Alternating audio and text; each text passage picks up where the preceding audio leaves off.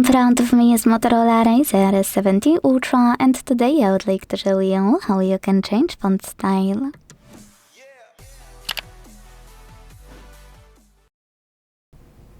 If you wanna change font style fast, you can hold your display and then tap on Personalize at the bottom, over here between Wallpaper and Home Settings. This way you will get to Personalize section much faster, where you can locate fonts.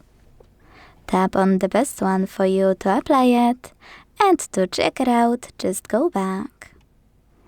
But what I like to do to see it better is going to Settings, scroll to tap on Personalize here, and then select Fonts.